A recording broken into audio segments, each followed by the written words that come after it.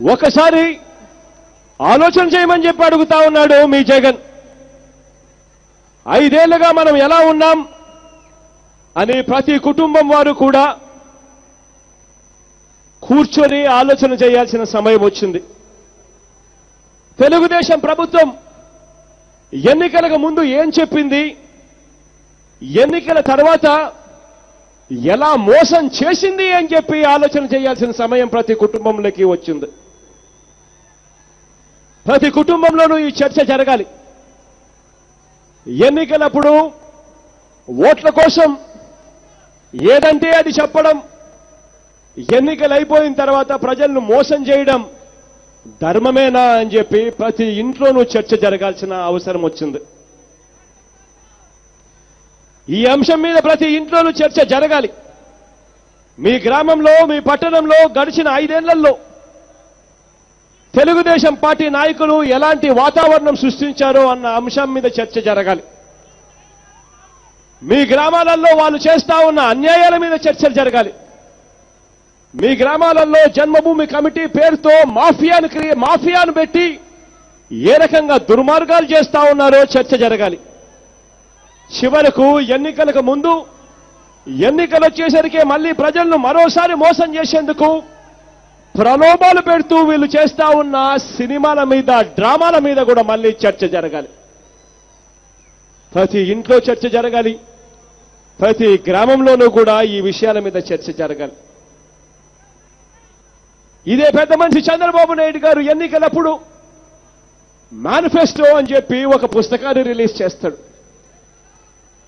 ఆ మేనిఫెస్టో అని చెప్పి 2014 ఎన్నికలప్పుడు చంద్రబాబు నాయుడు గారు మేనిఫెస్టో పేరుతో, ఎన్నికల ప్రణాళిక పేరుతో తాను ముద్రించిన ఆ పుస్తకాన్ని ప్రతి గ్రామంలోనూ చూపించాలి. ప్రతి ఇంట్లో చర్చ జరగాలి. ఎన్నికల ప్రణాళిక అని చెప్పి ఒక పుస్తకాన్ని పెట్టి ఆ పుస్తకంలో ప్రతి కులానికి ఒక పేపర్ కేటాయించి ఆ ప్రతి పేజీలోనూ కూడా ఏ కులాలను ఎలా మోసం చేయగలుగుతాము అని చెప్పి ఏకంగా PhD చేసి మోసం చేసిన వైనం మీద చర్చ జరగాలి. ఏకంగా మేనిఫెస్టోలో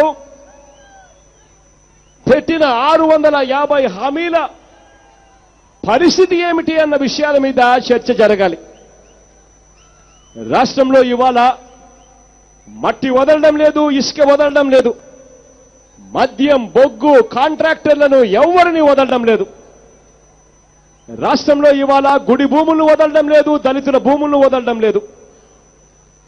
ఎక్కడ చూసినా కూడా పైన చంద్రబాబు నాయుడు గారు కూర్చుంటారు, విచ్చల విడిగా అవినీతి జరుగుతా ఉంది. కింది స్థాయికి వచ్చేసరికి, గ్రామ స్థాయికి వచ్చేసరికి రేషన్ కార్డు వదలడం లేదు, పెన్షన్ వదలడం లేదు, ఇంటి మంజూరును వదలడం లేదు, చివరికి మరుగుదొడ్ల మంజూరు కూడా వదలకుండా ఇవాళ దోచేస్తా ఉన్న పరిస్థితి రాష్ట్రంలో కనిపిస్తా ఉంది. వీటి అన్నింటి మీద చర్చ జరగాలి. ఇంతగా లంచం గుంజుకుంటున్న ఇలాంటి ప్రభుత్వం మీద ఏ ఒక్కరైనా కూడా ఓటు వేయవచ్చా అన్న అంశం మీద చర్చ జరగాలి.